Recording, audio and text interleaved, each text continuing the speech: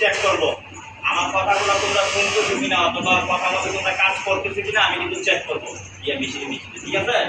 আসসালামু আলাইকুম। ওয়ালাইকুম সালাম। কি অবস্থা, সবাই কেমন আছি আমরা?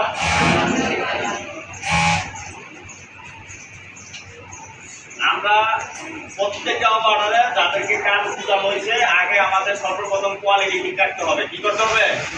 কোয়ালিটি আগে ঠিক রাখতে হবে। এখন কোয়ালিটি কিভাবে ঠিক রাখবো? আমি যদি 100 পিস করলাম, আমার বডি আমি চেক করলাম না, তাহলে ঠিক থাকবে? কি করতে হবে?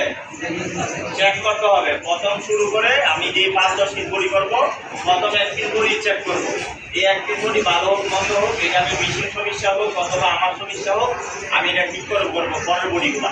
এরপর যদি না হয় মেকানিক প্রবলেম হইলে মেকানিক ডাকবো, অথবা আমি কাজটা না বুঝলে সুপারভাইজার ইনচার্জ ডাকবো, পিএম ডাকবো। পিএম না করলে আমি আসি।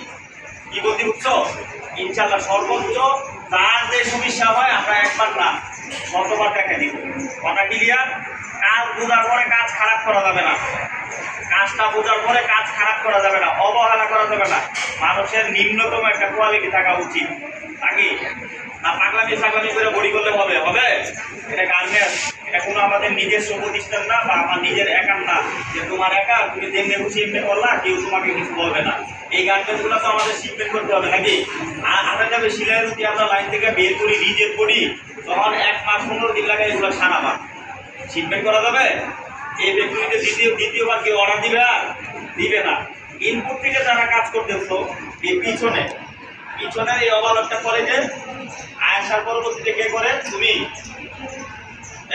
তুমি করো। এই লাইনে করে যে তানিয়া একটা মেয়ে না, তানিয়া মেয়েটা কোথায়? 2 নম্বর লাইনে এই তো আছে, এখানে আছে, কাজ দেখাইতেছে। হ্যাঁ, এগুলা টানা যাবে না, বুঝছো? নর্মালে করতে হবে। তারপর তো অবিশ্বাস করে কে? তুমি করতেছো। ওই লাইনে কে? ওই লাইনে কাকে দিচ্ছে? অবিশ্বাসে ওই লাইনে ফুল একটা আছে স্যার, এদিকে ওই ছেলেটা কোথায়? এদিকে আসো। এইভাবে যদি বডি দেড়াই জায়গা তাহলে হবে। আর কোয়ালিটি একটা নিজের বডি দেওয়ার পরে শোনো, কোয়ালিটি একটা নিজের বডি দড়ি দেওয়ার পরে এটা চুরি করে কেউ ছাড়বে না। সাবধান, কোনো কিছু প্রবলেম হইলে তোমরা যদি মনে করে তোমাদের কাছে চলবে, কোয়ালিটি ইনচার্জের সাথে কথা বলবা, সুপারভাইজারের সাথে কথা বলবা, আমার সাথে কথা বলবা। চুরি করে কেউ বডি ছাড়বে না। কি বলছি বুঝছো? চুরি করে কেউ বডি ছাড়বে না। আর হেল্পার যারা আছো ম্যাচ মিলাও, বডির সাথে ম্যাচ মিলাও। কে? ডলি। আরেকটা মেয়ে কে? তোমার নাম কি? মুনি। তোমাদের নাম আমার মনে আছে কিন্তু আমি ডাইরেক্ট অ্যাক্টিভ করছি।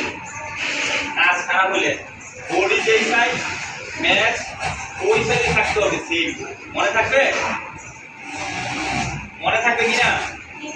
আর এটা এই পাশটা ওভারলোড করে কে? তুমি করো। এই পাশটা ওভারলোড করার সময় তুমি ম্যাচটাকে চেক করবা। অনেক সময় ম্যাচ 90 থাকে 1 প্লাস হলে কোনো দিকে সমান চলে দিলে খাওয়াই করতে হবে। এই একদিকে কি করছো তুমি? এইদিকে বাড়তি হয় না, এদিকে মাইনাস দিচ্ছ, শর্ট দিয়া এই পাশে কি করছো? বাড়তি এই পাশে চলে আসছে। কোনো বাড়তি থাকতে পারবে না, দুদিকে সমান থাকবে। যদি দেখো ম্যাচটা মিস্টেক, তুমি করবা না। কথা ক্লিয়ার? এই শোল্ডার করে গে? শোল্ডার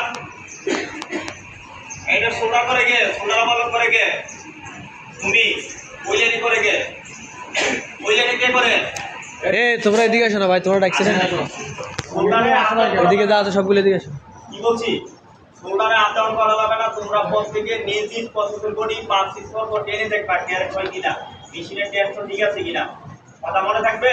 নিডেল যাদের ওভারলক মেশিন ফোর্থ মেশিনে নিডেল হবে কয়টা? 2টা। অনেক সময় একটা মেশিনের সুতা ছিঁড়ে যায়, ওভার বলতেও পারে না। 1-200 পিস করার পরে সামনের থেকে আসে, তারপরে আসার পরে 2-3টা বলতে ফুলা সারা 9টা গ্যাদারিং না তোমাদের দেখতে হবে 5 পিস করে যে আমার নিডেলের জোড়া সুতা আছে কিনা। মনে থাকবে? স্কিপগুলো চেক করতে হবে। যারা ল্যাগ করেন, ল্যাগে অবশ্যই মেজারমেন্ট করবেন 5 পিস করে। এলআরসি ওভারটা বলতেছি, অবশ্যই 5 পিস করে মেজারমেন্ট করবেন।